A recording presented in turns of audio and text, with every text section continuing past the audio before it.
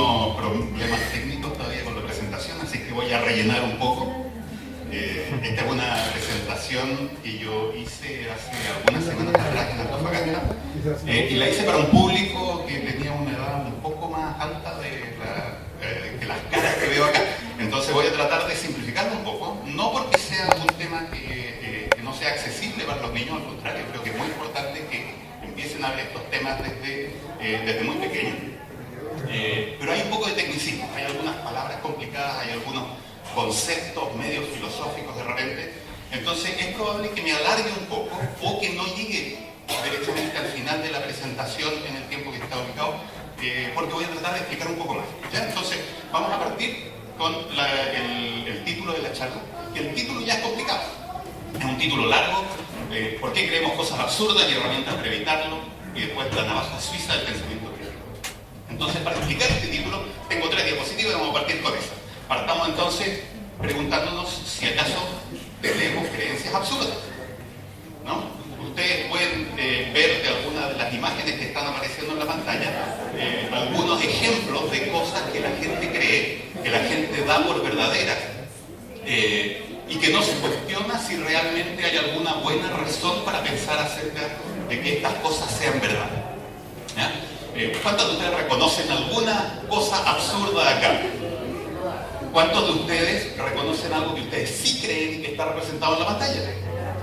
Ajá, ese es uno de los primeros problemas que uno tiene, que las cosas que uno cree personalmente nos cuesta evaluar y nos cuesta someter a la crítica y decidir si realmente tenemos razones para creer que sean verdaderas o no. Entonces la segunda pregunta, que es la segunda parte del título, es preguntarnos si deberíamos hacer algo al respecto.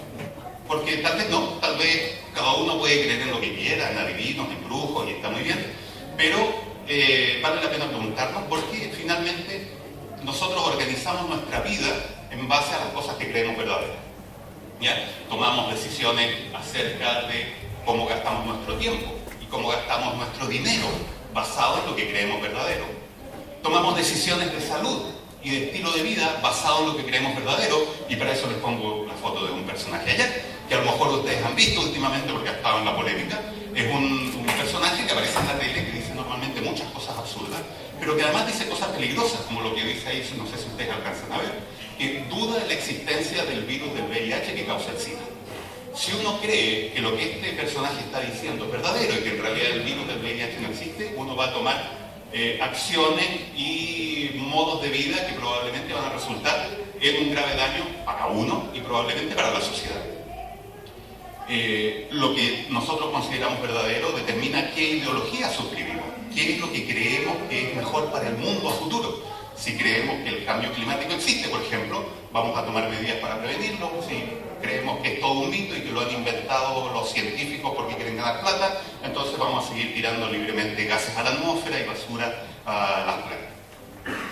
Determina por qué ideales luchamos, ¿no? Si nosotros creemos que existe una conspiración alienígena para tomarse el poder de la Tierra, entonces vamos a estar luchando contra estos fantasmas, en lugar de preocuparnos de problemas que tal vez sean más reales, del hambre, de la educación, de la salud, ¿no? Entonces es importante saber qué cosas son verdaderas, a qué cosas le otorgamos veracidad y a cuáles no.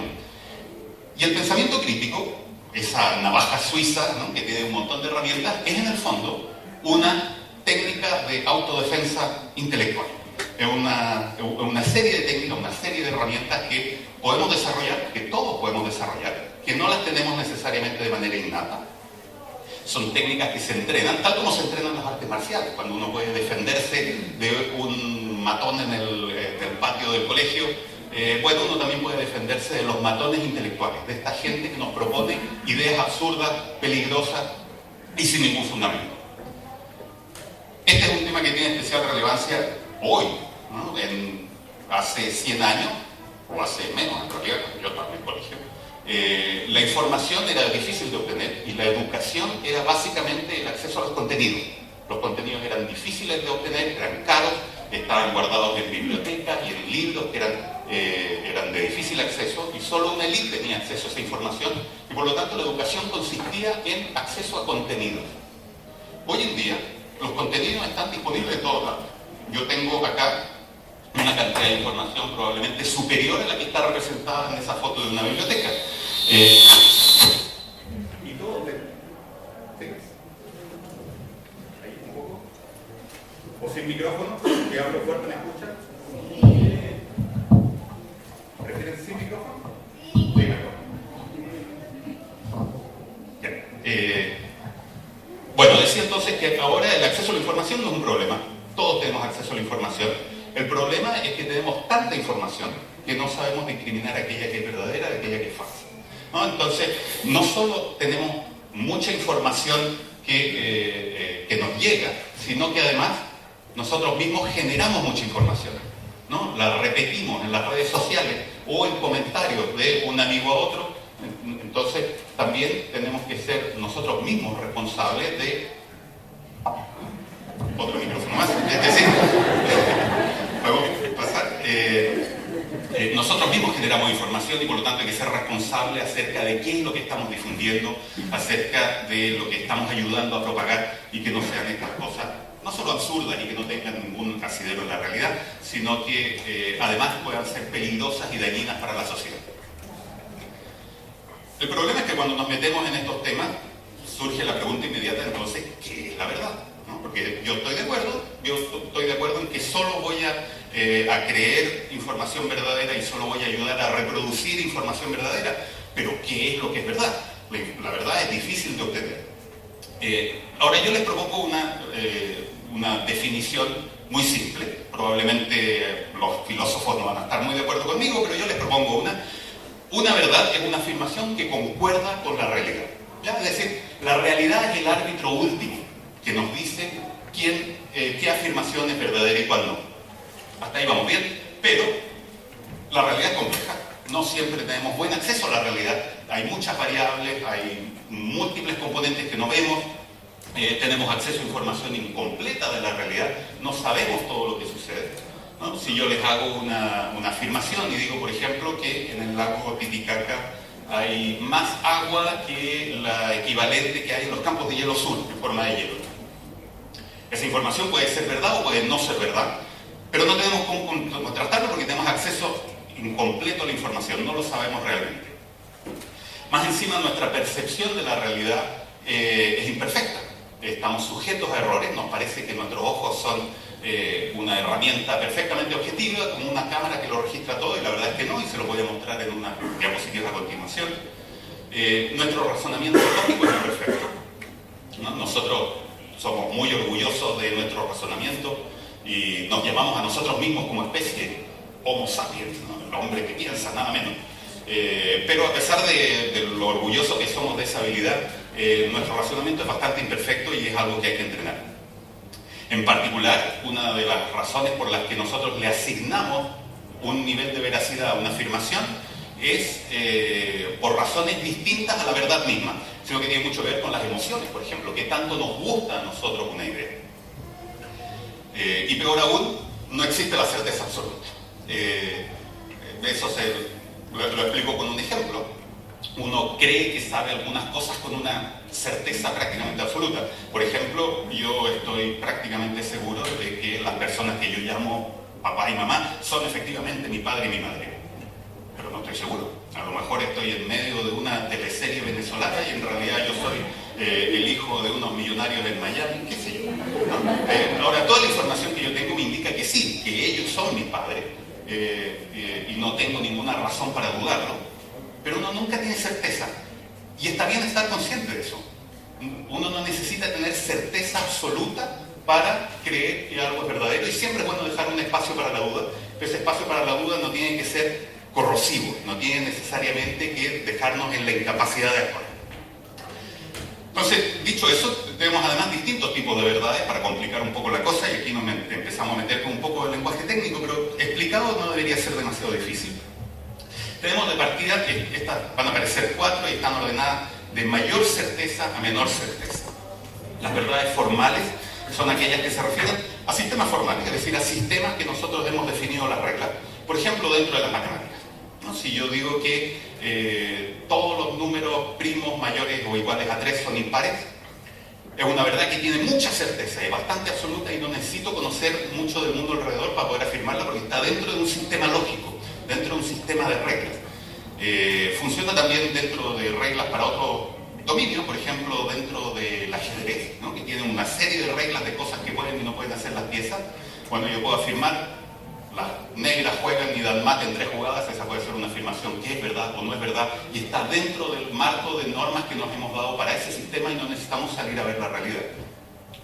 Después existen lo que llamamos las verdades factuales, es decir, las verdades que se refieren a hechos concretos de la realidad, que son la mayor parte de lo que yo me estoy refiriendo en esta charla, y que entonces necesitan contrastarse con la realidad.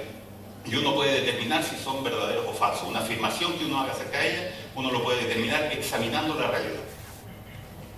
Existe lo que llamamos las verdades por convención. Son aquellas afirmaciones que hacemos acerca de cosas que nosotros hemos definido. Por ejemplo, yo puedo preguntarme si echarle arsénico al agua potable es un crimen o no. Bueno, es una acción bastante mala, pero que sea un crimen o no depende de lo que esté establecido en el Código Penal, ¿no? De lo que nos hayamos definido nosotros mismos como una verdad. Entonces hay muchas cosas que no son crímenes y que son inmorales, ¿no? Y se juega mucho en ese marco porque están definidas de esa manera. Y por último están las verdades de valoración, que son las más complicadas y que son aquellas donde uno normalmente tiene desacuerdos con el resto de la gente, que es la valoración que uno le da a ciertas cosas, qué tanto uno aprecia algo que uno le presenta. Entonces, les voy a poner un ejemplo con estas cosas. El otro día escuché en la radio un personaje que tenía una institución de educación que se preocupaba de enseñarle a niños pequeños. Perdón un segundo. Y él decía que ellos funcionaban con la creencia de que todos los niños nacen iguales, que todos los niños tienen las mismas capacidades y que es solo cosa de educarlos. Bueno, esa es una afirmación que puede ser verdad o puede no ser verdad y que uno puede evaluar. Pero es probablemente una verdad de valoración. Es algo que esa persona quisiera creer, que todos los niños son iguales. La verdad es que si uno lo examina, probablemente no es verdad. Si yo hubiera jugado fútbol tanto tiempo como jugó Alexis Sánchez cuando él era niño, yo creo que de todas maneras yo no sería tan bueno como Alexis Sánchez, porque no todos nacemos con las mismas capacidades. Y probablemente es bueno reconocer que eso es así para poder llegar a lo que nosotros queremos que sea, que todos los niños tengan las mismas oportunidades. Por ejemplo, podemos darnos una verdad por convención de asignar a todos los niños los mismos derechos, ¿ya? Eso podemos ponernos de acuerdo y decidir, eso es lo que queremos para esta sociedad, que todos tengan los mismos derechos. Pero no necesitamos para eso hacer aseveraciones factuales que sean falsas. ¿Ya? Cuando uno puede distinguir los distintos elementos de este discurso, uno puede encontrar aquellas cosas con las que está de acuerdo y aquellas con las que no. Acá. ¿Cómo hacemos normalmente para decidir que algo que nos presentan es verdadero o no? Idealmente deberíamos hacer como el señor Spock, que todos ustedes probablemente conocen, que es este personaje que es tremendamente lógico y que es capaz de ver los argumentos para decidir si una afirmación es verdad o no, es decir, tener primero la evidencia a mano y luego decidir si otorgamos a una afirmación veracidad o no. Pero en la realidad, en general, aceptamos ante una afirmación y luego encontramos los argumentos que la confirman. De hecho, la mayor parte de las veces elaboramos los argumentos que refuerzan algo que ya creíamos desde antes. Es decir, ponemos la carreta delante de los bueyes. Creemos por razones distintas de la verdad, ¿no? Creemos por razones de respeto, de consuelo, de temor, de deseo, ¿no? Por ejemplo, hay gente que cree que funcionan los amuletos de la buena suerte, ¿no? Que andan trayendo una pata de conejo en el bolsillo y creen que eso les da buena suerte. ¿Ustedes creen que estas personas tienen evidencia lógica y concreta de que el amuleto efectivamente funciona? No, quieren creer que funciona, quieren tener un sentido de control sobre lo que pasa, pero en realidad no tienen ninguna objetividad dentro de la velocidad. Por lo general preferimos las explicaciones simples y atractivas.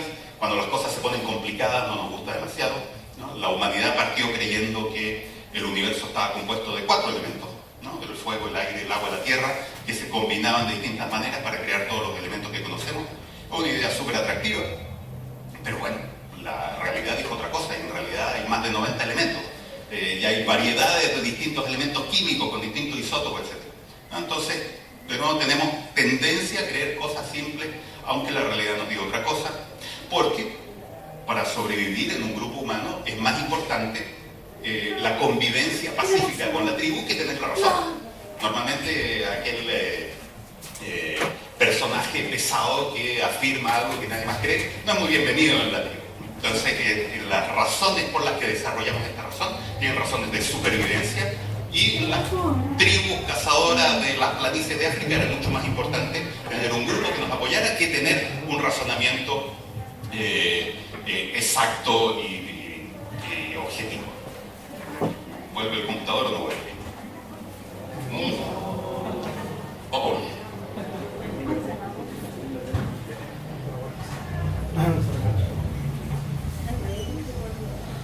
Esto es una conspiración universal. Los Anunnaki no quieren que yo les presente esta información.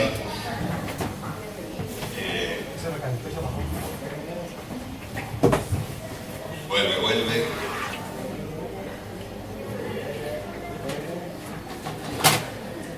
Vamos, Paula, usted sabe la contraseña. Eso, ahí está. Vamos a la siguiente. Peor aún, es difícil cambiar de opinión. Una vez que uno ha aceptado algo como verdadero, es muy difícil cambiar de opinión. Uno queda mal frente a la sociedad si uno primero cree algo y después cambia de opinión. Bueno, todo lo que necesitamos para poder asegurarnos de mejor manera que tenemos un buen acceso a la veracidad de las cosas que creemos, están en esta herramienta que se llama el pensamiento crítico. El pensamiento crítico no es pensar que uno va a criticar a alguien. Cuando se definió este tema, nos dimos cuenta que había muchas concepciones erradas de lo que es el pensamiento crítico, a pesar de que mucha gente lo nombra. En los objetivos de los colegios normalmente está el pensamiento crítico, pero rara vez se sabe qué es lo que es el pensamiento crítico. ¿Avancemos? Ya, eso no es lo que es, sigamos. El pensamiento crítico, y alguien lo dijo de manera bastante poco modesta, pero es una buena manera de verlo, es el arte de estar en lo correcto. Es aquella serie de pasos que uno puede seguir como para creer solo aquellas cosas para las cuales uno tiene una buena razón para creer. Ya eso es un conjunto de herramientas, no es una sola cosa, es un conjunto de herramientas que uno normalmente tiene que entrenar, tiene que ser consciente de ellas y uno las tiene que entrenar. Estas herramientas nos permiten ser conscientes de las razones por las que adoptamos una creencia, nos permiten saber si tenemos buena evidencia para ello o no, nos permite asegurarnos que creemos solo aquello que tenemos buenas razones para creer y asegurarnos entre comillas, porque ya dijimos que la certeza absoluta no existe. Y nos enseña a convivir con la incerteza, ya que la certeza absoluta no existe, nos ayuda a convivir con las cosas que no sabemos, a decir que las cosas que no conocemos, de las cuales no tenemos suficiente información, está bien no decidirse y no comprometerse de antemano a otorgarle un valor de verdad o un valor de falsedad. La ligazón principal con Explora de este tema es que el pensamiento crítico es la base del método científico. Es en el fondo las mismas herramientas que se usan, que lo usan los científicos individualmente para asegurarse que las cosas que están proponiendo tienen sustento, pero además lo hace la comunidad. La ciencia en su conjunto se asegura de testear las afirmaciones y de molestarlas por todos los lados posibles a ver si se mantienen o se quiebran. Entonces, un físico estadounidense muy famoso dijo esto, que el primer principio en la ciencia es no engañarte, porque tú eres la primera persona más fácil de engañar, ¿no? No puedes lanzarle afirmaciones al resto de la comunidad y si tú no las testeaste rigurosamente antes, los demás te la van a hacer pedazos. Y eso lo sé por experiencia propia, porque mis colegas pueden ser muy pesados cuando uno les lanza una linda idea. Veamos la siguiente. Ahora, entonces vemos por qué podemos llegar a creer cosas que no son verdaderas y les voy a presentar algunos errores típicos que tenemos en el procesamiento de la información. Pasemos inmediatamente a la siguiente. Les voy a presentar, por ejemplo, algunas ilusiones ópticas. Algunas de ustedes la habrán visto, estas ilusiones, ¿no? Por ejemplo, en una imagen como esta, donde hay cuadrados claros y oscuros, uno le puede hacer la pregunta, si yo comparo el cuadrado A con el cuadrado B, ¿cuál de los dos es más claro? ¿Cuál de los dos tiene el color más claro? ¿Quién dice A? Uno. ¿Quién dice B? Todos los demás, casi. Muy bien, eso es normalmente lo que uno ve, eso es lo que uno tiende a ver. Sin embargo, cuando uno aísla un poco el problema, ¿no? Si uno se olvida un poco del contexto y si uno la aísla incluso un poco más, estos colores se empiezan a ver bastante parecidos. Y de hecho, si los ponemos juntos, resulta que son exactamente iguales, ¿no? Nuestro cerebro nos está indicando que hay un contexto y que nos cuesta evaluar la velocidad de la deformación de cuál de los dos cuadrados es más claro. Y de hecho, una vez que uno sabe esto y uno vuelve a la imagen original, aún así nos cuesta verlo. Aún así nuestro cerebro nos está jugando trucos. Todavía me sigue pareciendo que B es más claro que A. ¿Ya? Veamos otros ejemplos. Estas que están acá son ejemplos clásicos que estoy seguro que ustedes han visto. Por ejemplo, en esta de la izquierda hay unas líneas que son perfectamente rectas y paralelas. Se ven medias curvas, se ven que tienen un cierto ángulo, pero en realidad si uno las aísla, uno ve que son perfectamente rectas y paralelas entre sí. En este diagrama de la derecha no hay un triángulo negro. Hay un espacio que queda sugerido por el resto de las figuras y que nuestro cerebro lo completa como si fuera un triángulo negro, pero en realidad no está ahí. Y veamos la siguiente. En una figura como esta, hay dos barritas negras y esas dos barritas se ve una más grande que la otra. Y la verdad es que son las dos exactamente del mismo tamaño, pero están dentro de un contexto de esta perspectiva que nuestro cerebro porfiadamente trata de interpretar como que la de arriba es más grande. ¿Ya? Entonces, tenemos errores en la percepción, en cómo nosotros nos acercamos a la realidad, porque las cosas que creemos, que vemos claramente, no necesariamente son tan ciertas. Este es un video que les voy a lanzar, y en este video quiero que miren atentamente, hay dos equipos de básquetbol, uno con camisetas blancas y otro con camisetas oscuras. Quiero que cuenten el número de pases que se dan con la pelota de básquetbol, los de camiseta clara. Vamos a ver su capacidad de atención. Cuenten los pases de camiseta clara.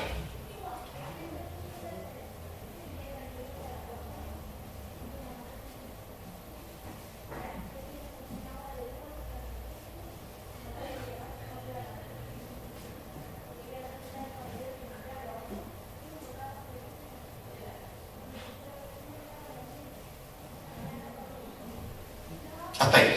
¿Cuántos pases contaron? Muy bien. La respuesta correcta en el siguiente video.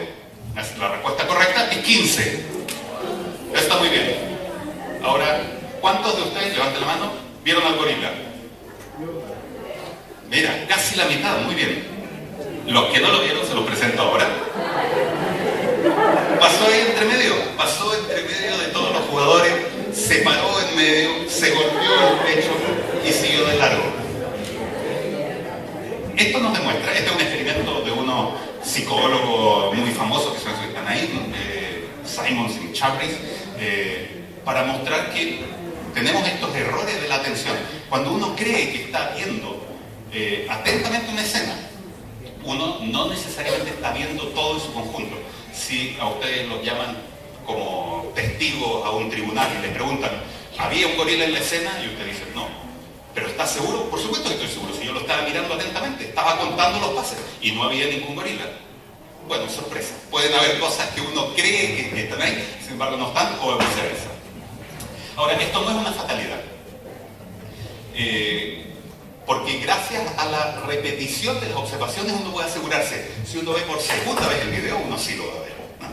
Entonces lo que muestra esto es que la información que obtenemos directamente de nuestro sentido es probablemente poco confiable, sobre todo si tenemos una sola oportunidad de hacerlo, ¿no? ¿Ya? Entonces hay que ponerle un poco de matices, y también hay que ponerle un poco de matices a las cosas que nos dicen los demás acerca de su experiencia directa de las cosas que vieron, ¿no? El avistamiento de ovnis, por ejemplo, está lleno de casos anecdóticos de una persona que lo vio una única vez y que probablemente esa persona, cuando nos cuenta que vio un ovni, está siendo sincera, digamos, no nos está mintiendo descaradamente. Yo creo que hay algunos que mienten descaradamente, pero la mayor parte no, la mayor parte cree que efectivamente eso es lo que vio. Sin embargo, nosotros sabemos que nuestros sentidos nos juegan jugarretas y no necesariamente podemos asegurar al 100% que algo fue así, incluso aunque un testigo lo haya visto. incluso cuando hemos tenido la información, cuando ya hemos sobrepasado los errores de nuestros sentidos y queremos evaluar esta información y queremos sacar alguna conclusión acerca de ella, normalmente igual tenemos otros problemas que tenemos que superar. Tenemos algunas trampas naturales en el cerebro que nos tienden a llevar el razonamiento por un cierto lado y que cuesta sobreponer. Por ejemplo, tenemos un detector hiperactivo de pautas y patrones, que todos estos se los voy a explicar a continuación. Tendemos a caer en sesgos cognitivos y heurísticas, ya nos pusimos pesados con las palabras difíciles. Tenemos dificultad para cambiar de opinión, ya hablamos un poco acerca de eso. Tenemos razones emocionales para atribuir que algo es verdad o no, y no necesariamente solo un razonamiento bien afianzado. Y sobre todo tenemos una muy pobre intuición lógica y tenemos una muy pobre intuición estadística. Vamos a ver todas estas cosas con un poco más de detalle. El primero es esto que tenemos una tendencia a ver pautas y patrones donde no necesariamente la hay. Esto que está acá es una foto de la superficie de Marte. Es una foto que se tomó hace como 30 años. Encontraron una colina donde había esto que parece una cara humana. Y todos tenemos una gran facilidad para verlo. Todos podemos interpretar una cara humana ahí. El problema viene cuando alguien intenta darnos una explicación acerca de eso, y hubo gente que decía esto en realidad es la prueba de que en Marte hay una civilización avanzada y han hecho estas esculturas monumentales con cara de humano, en fin. Después, cuando se vio una imagen de mayor resolución de la misma zona, nos dimos cuenta que en realidad era toda una ilusión que nos creaban la sombra, pero no hay ninguna cara. Y estas caras, esto que uno lo ve fácilmente en todo este objeto. Internet está lleno de estos ejemplos simpáticos donde uno ve caras, no solo uno ve caras, sino que uno incluso ve emociones en estos objetos, ¿no? Aquí tenemos una carita feliz, ya tenemos una cara triste, y uno lo ve claramente en objetos que no tienen emociones humanas. Bueno, nuestro cerebro está bien equipado para eso. Nuestro cerebro necesita reconocer las caras y las emociones de los demás. Y ese es un detector hiperactivo que encuentra caras y facciones más allá de donde realmente las hay. Y esto aplica no solo para la visión, sino también para el resto de los sentidos, y tendemos a ver o a percibir cosas que no necesariamente están ahí porque nuestro cerebro rellena los espacios vacíos. Tenemos lo que se llaman sesgos cognitivos. Sesgo quiere decir que uno no es perfectamente parcial, sino que uno se carga para un cierto lado, y cuando uno habla de cognitivo quiere decir que uno está hablando acerca del conocimiento, ¿no? Entonces, cómo adquirimos el conocimiento se carga para un cierto lado y no somos perfectamente capaces de evaluarlo de manera racional. Hay muchos de ellos, los psicólogos han encontrado una gran variedad de ellos, y aquí hay algunos que están listados, pero yo les voy a hablar solo de este que dejé en negritas, que es el sesgo de confirmación, porque es de alguna manera uno de los sesgos más importantes y que a todos nos afecta. Y eso está ejemplificado con este personaje que está acá, este señor Haroldo Maciel, que dice que predice terremotos. Ahora, yo soy geólogo, entonces sé perfectamente de lo que está hablando este señor y me doy cuenta que esto es pura basura. Pero la gente le da una cierta credibilidad. Y hay gente que lo defiende a pie juntilla, porque él hace tantas predicciones, ¿no? Dice todo el tiempo que va a temblar, que de repente cuando él dice, y efectivamente tiembla, la gente dice, le chuntó, ¿no? Y se le olvida totalmente todas las otras veces que dijo que iba a temblar y no tembló, y todas las otras veces que tembló y no dijo nada. ¿Ya? Eso se llama el sesgo de confirmación. Uno confirma aquello en lo que uno cree y se olvida de todo el resto de la información. Y eso es una tendencia que todos tenemos. Como decir que todos los pelados son simpáticos, porque mi tío es pelado y es súper simpático, porque el señor Julio es pelado y es muy simpático. Bueno, muy bien, esos son casos que lo confirman, pero ¿y todo el resto? ¿No? Eso es de nuevo un sesgo de confirmación. Entonces, nuestro cerebro funciona así, hace atajos y nos lleva a ciertas conclusiones que no son necesariamente la mejor reflexión de la realidad. Muy bien.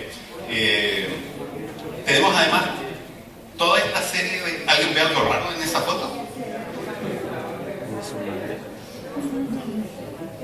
Bueno, de partida dice que ese es Nelson Mandela y dice unos años de nacimiento y de muerte totalmente imposible. Todo esto es para ejemplificar toda esta otra serie de defectos que tiene nuestra manera de aprender la realidad, que se llaman las falacias lógicas. Cuando alguien te trata de convencer de que algo es cierto, y esto se aplica sobre todo a los discursos, ¿no? Todo lo que vimos anteriormente son los defectos que uno mismo tiene para adquirir la información. Esto se aplica sobre todo a los discursos con otra persona. Cuando alguien te trata de convencer, hay que ser muy cuidadoso cuando nos presentan como evidencia de que hay que creer algo, cosas que en realidad no son evidencia de nada, son falacias. Entonces, uno de los más conocidos, y el que está ilustrado ahí, es lo que se llama la apelación a la autoridad. Es decir, esto que yo te estoy afirmando tiene que ser cierto porque Einstein también lo creía. Y de estos ejemplos está lleno en internet, ¿no? de celebridades que dicen cosas absurdas. Bueno, Einstein puede haber sido un experto en física y efectivamente si él me hablara de los efectos de la relatividad yo solo tendría que agachar la cabeza y decirle que le creo. Pero si me está hablando acerca de cuál es la mejor manera de criar un perro, lo puedo poner en duda, ¿no? Él será un señor muy inteligente, pero no es necesariamente una autoridad en la crianza de perros. Entonces, cuando alguien les presenta una afirmación y la sustenta con la figura de una autoridad, tengan cuidado porque no necesariamente la autoridad es un buen argumento para ello. Otra de las más comunes y que aquellos que sigan un poco las noticias políticas van a ver muy seguido es lo que se llama la falacia ad hominem. Aquí empiezan a aparecer los nombres en latín, cosa que hace muy simpática la falacia, pero que son fáciles. Ad hominem quiere decir al hombre, ¿no? Cuando uno en vez de atacar el argumento que me están presentando, uno ataca al mensajero. Por ejemplo, si yo les afirmara aquí que sería muy beneficioso para Chile tener un programa de pensamiento crítico en todas las escuelas del país, y alguien levanta la mano y dice, sí, claro, tú dices eso porque así te llevan a pasear por el país.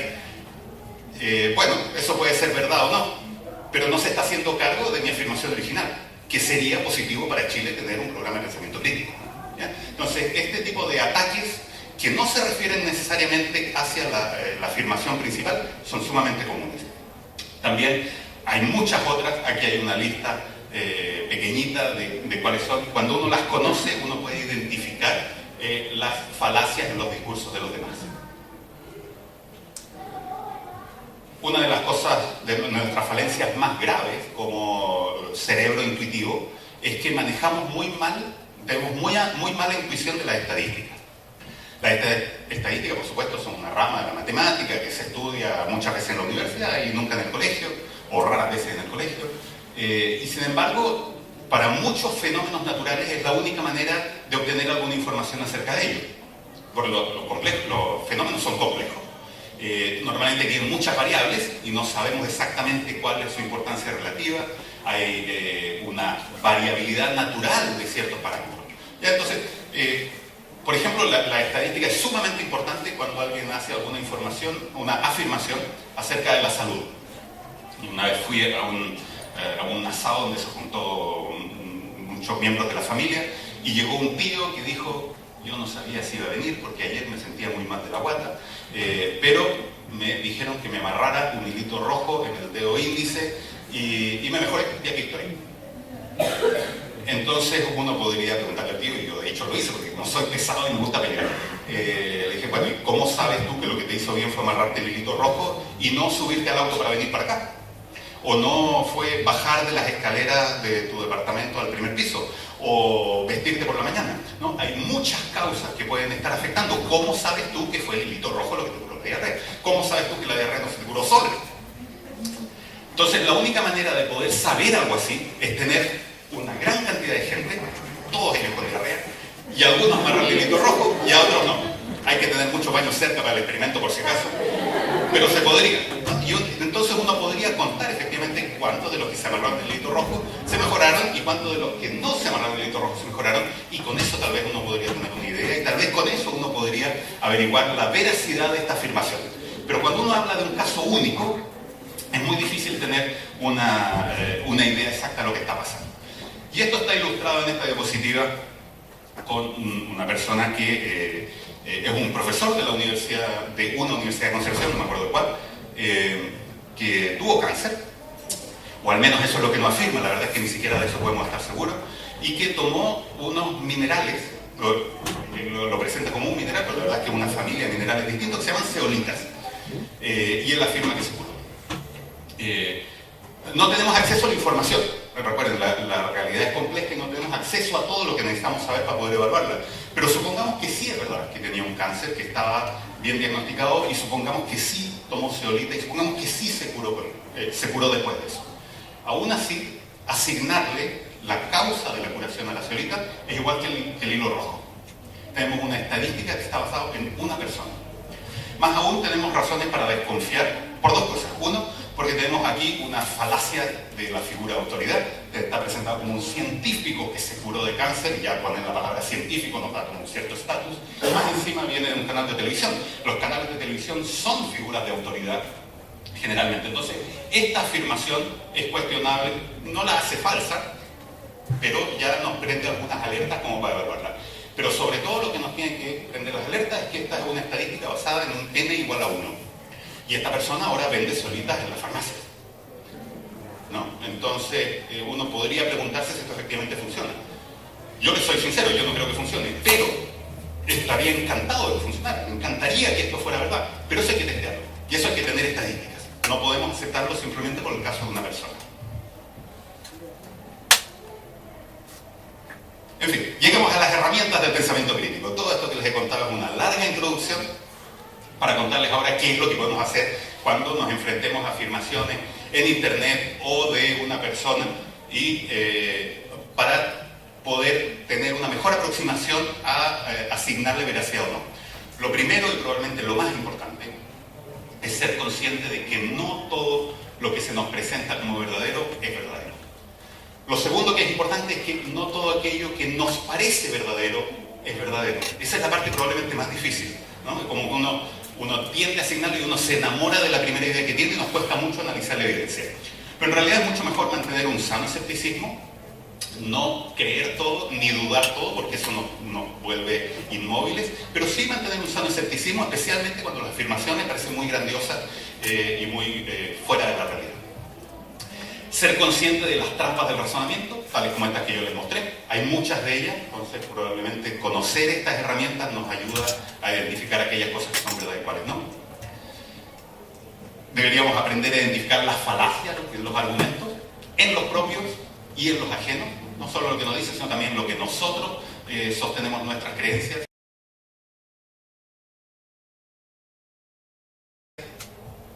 Si no tenemos información suficiente, suspender el juicio, suspender la opinión, decir no sé. Decir no sé es perfectamente aceptable cuando uno no tiene toda la información necesaria. Uno normalmente tiene la presión de decir, bueno, ¿crees o no crees? No sé. Eso es perfectamente válido hasta que uno no tenga información suficiente. Algunas preguntas claves que uno debería hacerse cuando uno encuentra una afirmación que uno no sabe si asignarle verdad o no. Primero que nada, ¿qué tan confiable es la fuente? Esto que me están diciendo es algo que alguien dijo como una experiencia anecdótica, o es un estudio bien respaldado y bien repetido en distintas circunstancias. Si es una fuente noticiosa, ¿es esto simplemente una nota que apareció en Facebook y que todo el mundo comparte? ¿O es de una agencia de prensa que tiene algún grado de chequeo de veracidad? No es ninguna garantía, pero es una primera pregunta que uno se puede hacer. ¿Cuáles son las evidencias que respaldan esta afirmación? ¿Qué es lo que hay detrás? ¿Es simplemente una afirmación gratuita? ¿Es una afirmación interesada? ¿O hay evidencia sólida que la respalde? Después de que tenemos la evidencia, ¿qué tan sólido es el razonamiento? A partir de esta evidencia, ¿podemos efectivamente concluir lo que dicen estos señores o no? ¿O simplemente están saltándose y poniéndonos falacias lógicas por el camino? Esto que nos afirman, ¿es consistente con otras cosas que sabemos del mundo? ¿No? Si me dicen que alguien encontró una manera de volar en una escoba sin consumir combustible, uno podría preguntarse, ¿pero esto es consistente con la ley de la gravedad y con la falta de energía y cosas por el estilo? Porque si no es consistente, tenemos que ponerle mucho cuidado. Y si es consistente, le podemos asignar un grado de veracidad. Algo muy importante que nos venden normalmente es esto de presentarnos afirmaciones con un grado de emotividad, cuando apelan a nuestro miedo, cuando nos dicen alguien está envenenando el agua, o un caso muy importante que se discuta cuando se habla en contra de las vacunas, por ejemplo, ¿no? Que hay gente que afirma que las vacunas son dañinas cuando en realidad son la mayor fuente de bienestar y de salud de los últimos 100 años. necesita conspiraciones para poder sostenerte esta afirmación o no. Por último, puedo separar las afirmaciones factuales de las ideológicas. Esto vuelve a una de las primeras diapositivas. Cuando alguien me está afirmando algo, ¿es porque efectivamente es así? ¿O porque quiere que sea así? Porque uno puede estar de acuerdo en el ideal de que las cosas sean de una cierta manera, pero uno no está obligado a aceptar que las cosas ya son efectivamente así. Creo que esa era la última. Con eso termino y los dejo con esta frase, que es la moraleja de lo que les estoy contando. Si sabes cómo pensar, no necesitas que te digan qué pensar. Ustedes mismos pueden decidir. Muchas gracias por su atención. Espero que les haya gustado.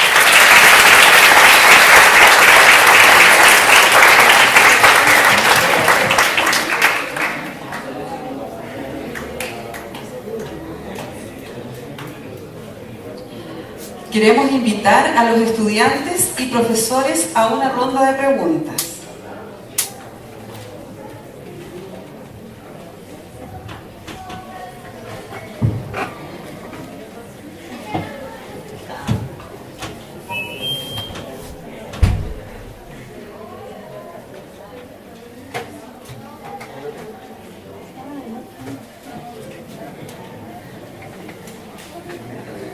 ¿Creyeron todo lo que les dije?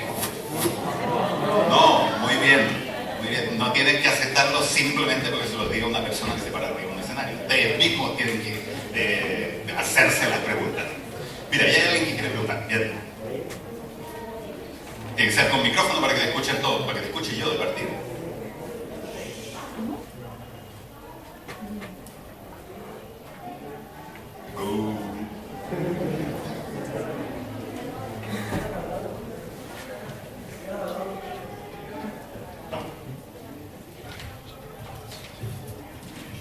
Lo que le quería decir es que, como usted lo dijo, que tenemos que ver si la fuente es confiable, y cómo sabemos la fuente donde usted sacó todo ese pensamiento. Eso es justamente lo que hay que hacer con las afirmaciones que uno tiene. Y no deberían creerlo simplemente porque yo lo dije.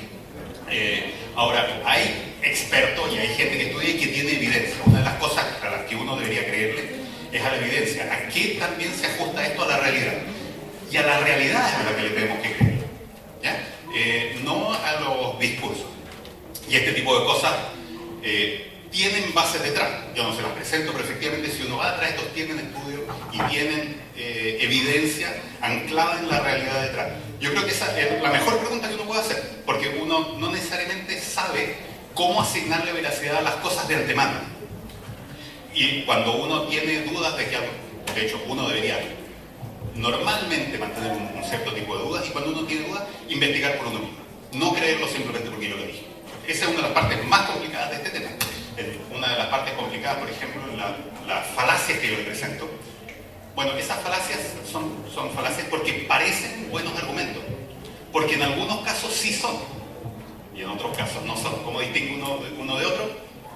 Normalmente hay que pensar y hay que hacer un cierto trabajo detrás. Más preguntas.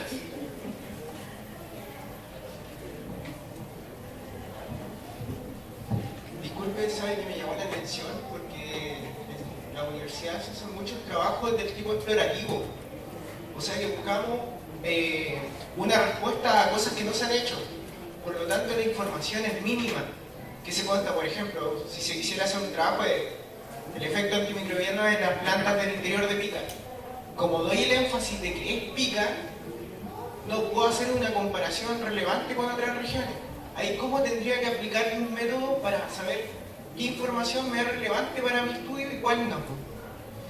De nuevo, es la realidad la que tiene la última palabra. Lo que uno está haciendo es construyendo conocimiento. Uno, cuando empieza a hacer una investigación, no lo sabe todo de antemano. Si lo supiera, no haría el estudio, ¿no? Uno está llenando un vacío de conocimiento que antes no existía, y uno va obteniendo información de a poco. Y esta información tiene que ser contrastada con la realidad, ¿no? La información la obtenemos de la realidad, tenemos que testear qué tan confiable es. Para eso hay muchos protocolos de test, de experimentos, y tenemos después con esa información hacer nuestras conclusiones. Y esas conclusiones uno las contrasta con el resto del conocimiento que existe.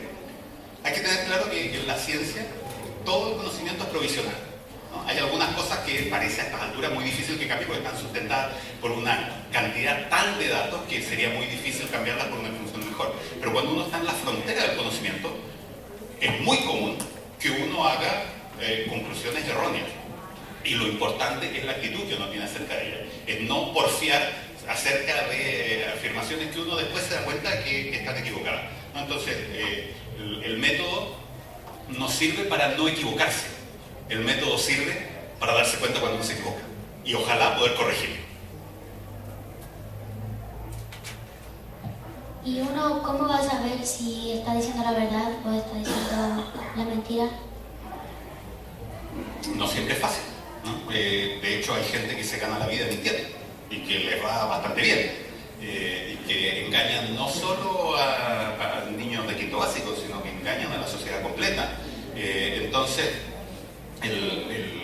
es difícil. En algunos casos es evidente, hay mentiras que son burdas y que uno con un poco de información las puede demostrar como falsas, pero en otros casos es difícil. Y lo único que uno puede hacer es indagar acerca de lo que hay alrededor, ¿no? Esto, desgraciadamente, no es un detector automático, no es un detector que uno prenda, que uno le ponga a la persona y me prenda luz roja y dice, no, está mintiendo.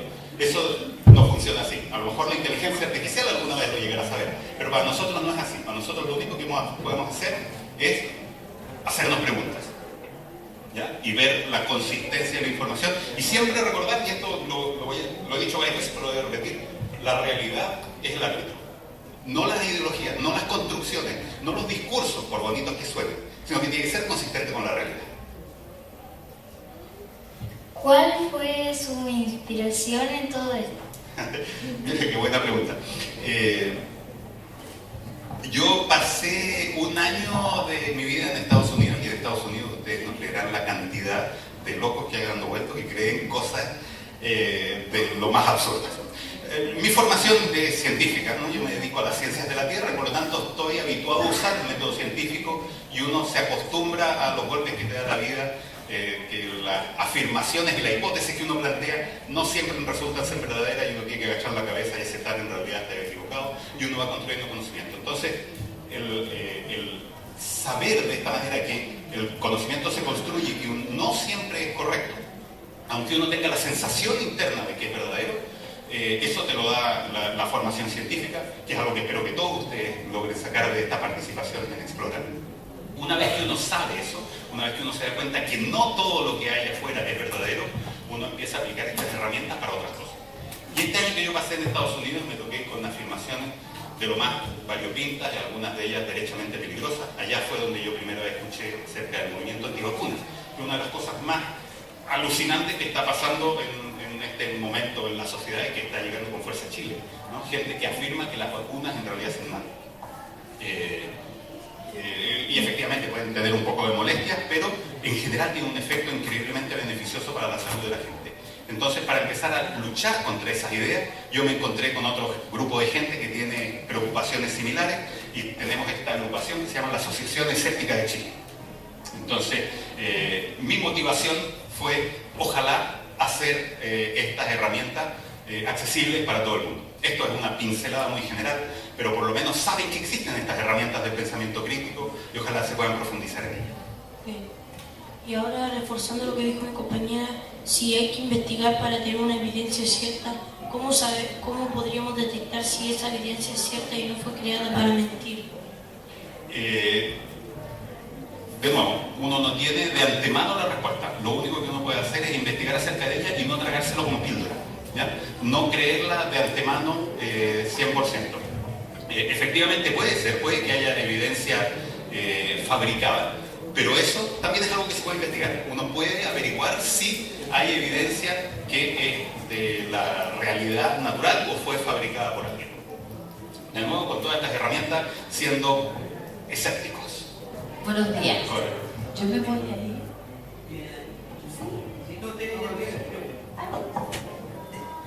Una pregunta. ¿Cómo nosotros podemos saber cuál información que nosotros averiguamos, cuál es verdad y cuál es mentira? Porque, ¿cómo podríamos averiguarlo? Ha salido harto esta pregunta y yo voy a insistir con la imagen de que desgraciadamente no tenemos un detector de mentiras, ¿no? Lo primero que uno puede hacer es saber que afuera, digamos, en el mundo hay afirmaciones que son ciertas, pero también hay afirmaciones que son mentiras. Si uno no tiene inmediatamente todos los elementos para decidir qué es lo que es verdad y qué es lo que es mentira, uno podría, lo que se llama, suspender el juicio. Es esperar hasta tener más afirmaciones. Cuando se trata de mentiras pequeñas, digamos, de lo que uno se da en la interacción entre dos personas, muchas veces no tenemos cómo saberlo, pero muchas veces tampoco tiene ninguna consecuencia.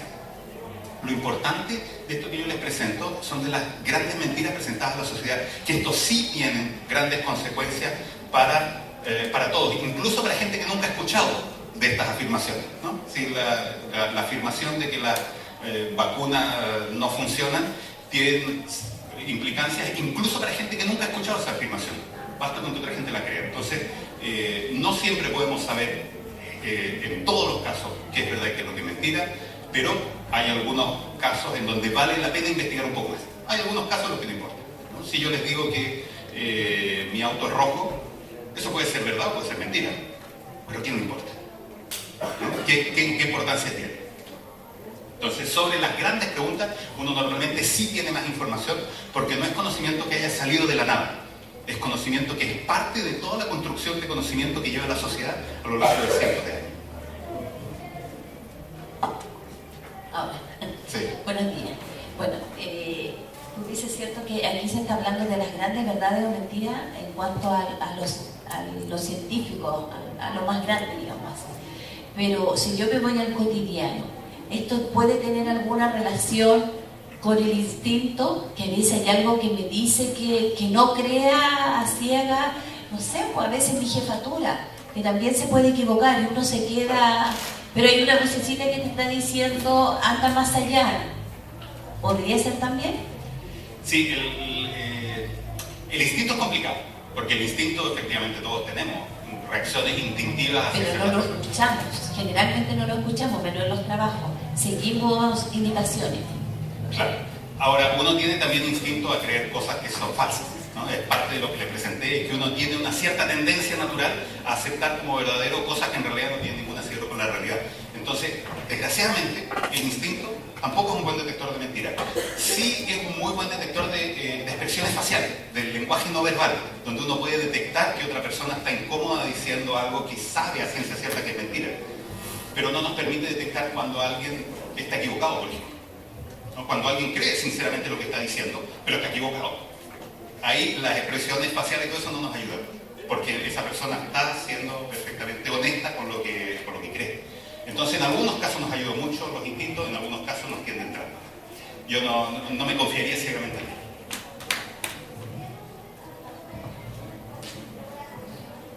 Hola, buenas. Hola. Hay un tema en particular que a mí, de forma personal, como que me ha sorprendido bastante. O sea, partió por molestarme, o sea, por molestar bastante y después para sorprenderme. Y es un tema que lo está llevando gente que es youtuber, gente que se dice ser científica en España, en Colombia, en un montón de lados, y es acerca de la Tierra que es plana.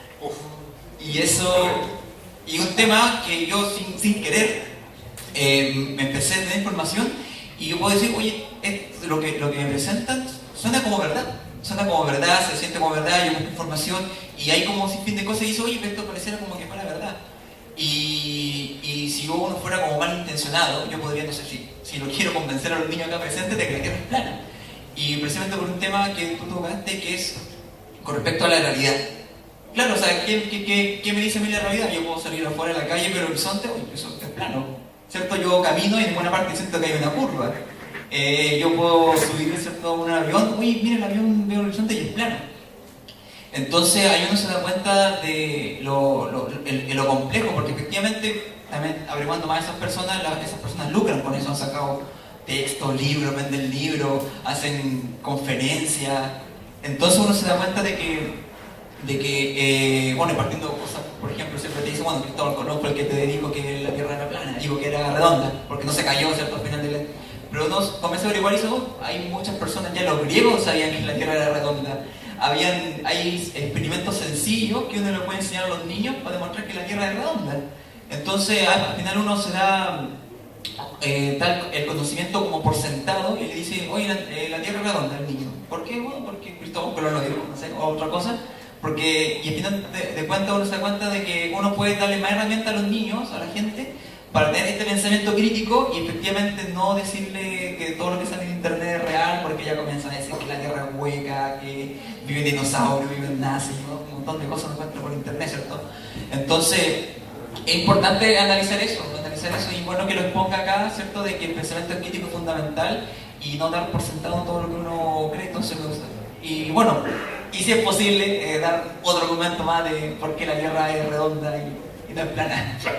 Mira, ¿cuántos de ustedes han escuchado este movimiento de la Tierra plana?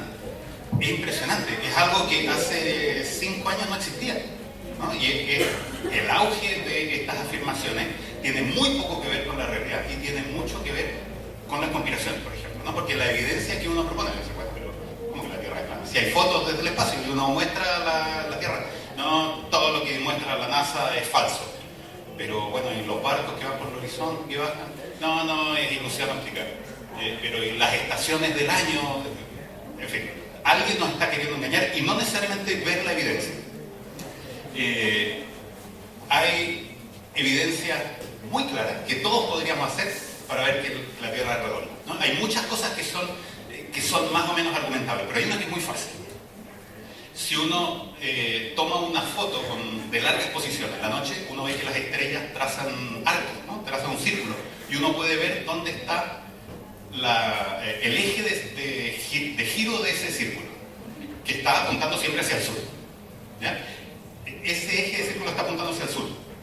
En Sudamérica, en África, en Australia, donde uno se pare, siempre está apuntando hacia el sur. Y en un modelo de Tierra plana, eso querría decir que el eje de rotación de las estrellas está en todos lados. Y no simplemente, no sería un eje por tanto, ¿no? Entonces es absolutamente incompatible con ese modelo. Por supuesto hay evidencia mucho más básica que pide la gente hace mucho tiempo, pero cuando uno usa el pensamiento crítico uno debe decir, bueno, yo veo el horizonte y es plano, ¿ok? Pero ese horizonte plano es compatible con que se viera así en una esfera del tamaño que es la Tierra, porque en una pelota de básquetbol evidentemente no, tú vas a ver la curvatura, pero en una pelota del tamaño de la Tierra, ¿deberíamos esperar ver la curvatura? Pero si la respuesta es no, entonces eso no es evidencia de nada, eso no apoya ni a un modelo ni al otro, porque no lo discrimina. Entonces uno siempre debería buscar alguna evidencia que nos discrimine entre uno y otro, y no quedarnos simplemente con aquellas cosas que nos parece que apoyan a un lado. Yo tengo una pregunta de si hay dos movimientos con una opinión opuesta, pero cierta de un tema, ¿cómo se podría resolver aquel problema? Con información independiente. Ojalá viendo cómo esto contrasta con otras cosas que sí sabemos acerca de la realidad. Cuando uno no tiene ninguna información de antemano acerca de ninguna de estas dos posturas, uno debería suspender el juicio y averiguar por uno mismo cuál es la información más confiable, y ojalá buscando información en fuentes que a su vez sean testeables. Si yo quiero apoyar una postura mostrando un blog del Dr. File, no es muy buena evidencia, porque esa no es una fuente confiable. Si yo quiero apoyar la postura contraria mostrando 234 publicaciones internacionales en revistas científicas, esa es bastante mejor. Todavía no es garantía, todavía no es certeza absoluta, y eso es algo que uno siempre tiene que saber. No hay una certeza absoluta en ninguna de estas cosas, pero es una evidencia bastante mejor de que esta postura está mejor sustentada que la otra. Una pregunta. Si una persona me dice, como un ejemplo, los aliens no existen, ¿cómo yo puedo decidir creer si eso existe o simplemente tomar la realidad de que no existe? Cuando alguien dice que ¿qué existe? Los aliens. Mira, esa es otra muy buena pregunta. Y es algo que uno aprende un poco mejor cuando uno ve lógica formal, porque uno ahí aprende que uno nunca puede demostrar un negativo, ¿no? Si yo les digo que los unicornios no existen y alguien me dice prueba, bueno, no lo puedo probar. Los negativos no se pueden probar. Lo único que te puedo decir es que no existe ninguna evidencia que muestre que los unicornios sí existen. Para los aliens es exactamente lo mismo. Yo no te puedo demostrar que no existen. De hecho, es posible que existan en alguna parte del universo. Lo que queremos saber es si han llegado algunos de ellos a la Tierra. Y para eso no hay ninguna evidencia, ¿ya? En cambio, sí se podría demostrar fácilmente que existen si alguien muestra uno y es evidencia que puede ser contrastada por todo el mundo y todo el mundo lo puede estudiar, en vez de presentarte una foto borrosa. Entonces, la postura de la existencia de algo es lo que tiene que probar. La negación de la existencia es imposible de probar. Hay un ejemplo de un filósofo inglés famoso que decía, como ejercicio de pensamiento, no porque lo estuviera diciendo de verdad, que entre las órbitas de Marte y Júpiter hay una tetera de porcelana orbitando. Y si uno dice eso, bueno, pero nunca nadie la ha visto. No, es que no se puede ver desde la Tierra porque es muy pequeño. Pero, y entonces, ¿cuál es tu evidencia que está ahí? No, hay que creerla. Es como para ejemplificar esto de que uno no puede demostrar un negativo. Si yo te pido que tú me demuestres que no hay una tetera entre Marte y Júpiter, vas a estar imposibilitado. Soy yo el que te tendría que mostrar la evidencia de que sí existe. Entonces, para los aliens es lo mismo. Aquellos que dicen que existen deberían mostrarnos una evidencia.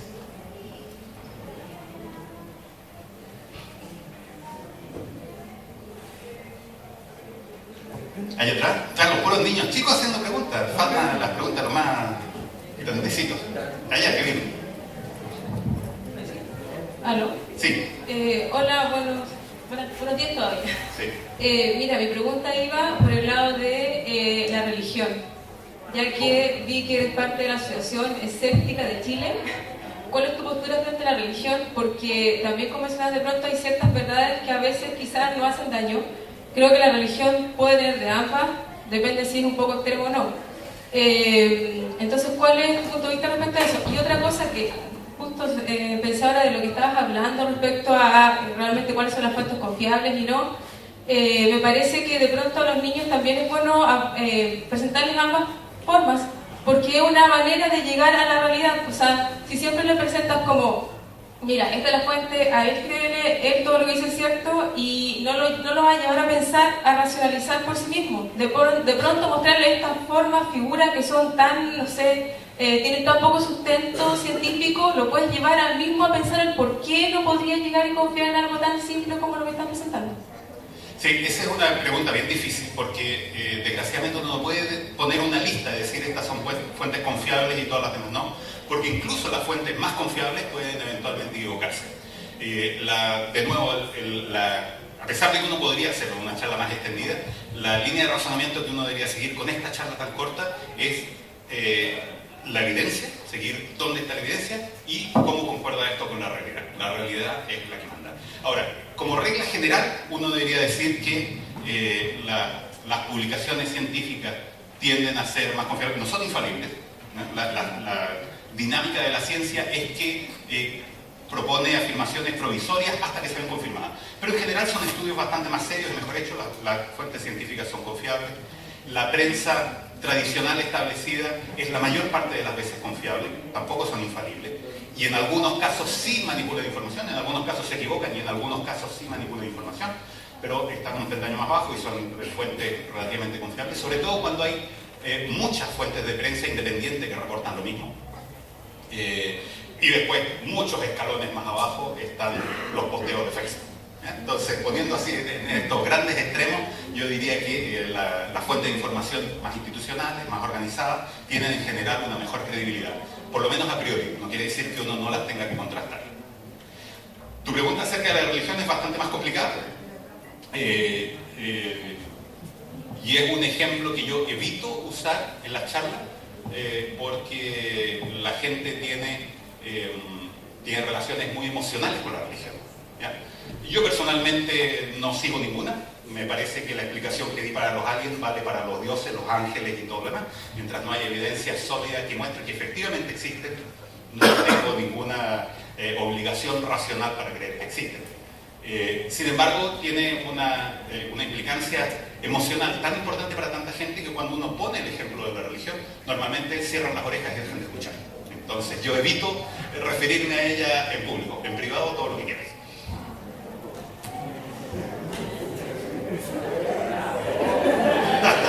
Todos entendieron.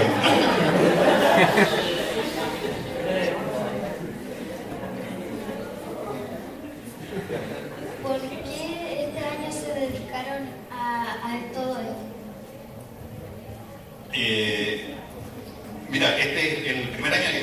poco más administrativa, pero qué bueno que lo preguntan. Normalmente el tema del año de Explora lo decidía la Oficina Central de Explora, y esta vez, este año, aceptó propuestas de los PAR, ¿no? De los proyectos asociativos regionales. Y nosotros tenemos un socio de la Asociación Escéptica, que es un astrónomo de la Universidad de Antofagasta, que trabaja mucho con el PAR de Antofagasta, y él decidió presentarle este tema. Nosotros le ayudamos a presentar las bases teóricas de lo que nosotros creíamos que debería ser el año del pensamiento crítico. Finalmente, el año del pensamiento crítico, como que a nadie le gustó mucho, y todos se pusieron medio saltones porque es difícil de agarrar. Es un concepto difícil que no todo el mundo sabe, entonces se terminó llamando el año de los por qué. Pero este año entonces se decidió por iniciativa del PAR Regional Explora y de la Asociación Escéptica de Chile. De lo que estamos muy orgullosos, ojalá que resulte bien. ¿Cómo uno sabe que los dinosaurios cómo murieron o cómo eso? Si murió con un meteorito o con una explosión de volcán. Para eso tenemos un montón de evidencia, afortunadamente. Tenemos mucha evidencia física de lo que sucedió en esa época. Yo sospecho que en esta pregunta me estás preguntando más como geólogo que como expositor de pensamiento crítico. Hay un montón de evidencia. Uno es que sabemos que en las capas geológicas existen dinosaurios en todas las más antiguas, hasta que llegamos a un punto en que desaparecen, ¿no? Aparecen los últimos restos de dinosaurios y después no hay más. Después hay solo bichitos chicos, mamíferos y aves y cosas así, que después empiezan a hacerse más grandes a medida que pasa el tiempo.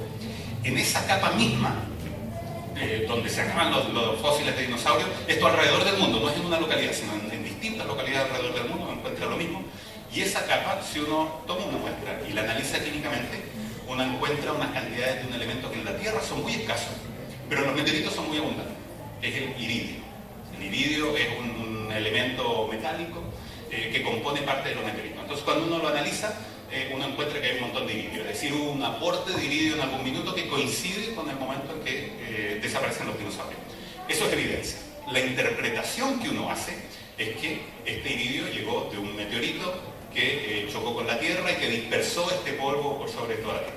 Hay otro montón de evidencia más. Hay evidencia de dónde pudo haber chocado este meteorito. Se encuentra la cavidad y se encuentran las ondas de choque de la caída del meteorito, etc. Entonces, esa es una hipótesis muy favorecida, pero cuando los paleontólogos miraron con más detalle se dieron cuenta que los dinosaurios habían empezado a disminuir su población antes y habían empezado a extinguirse antes. Y el meteorito parece que fue el golpe de gracia. Y eso que había pasado antes parece que fueron una serie de erupciones volcánicas catastróficas, para las que también hay evidencia, para las que uno puede ir y tocar la evidencia. Y si uno no le cree a lo que dijeron otros, uno puede ir y tomar su propia muestra y analizar, ¿no? Entonces, es una interpretación, es una conclusión que uno saca basado en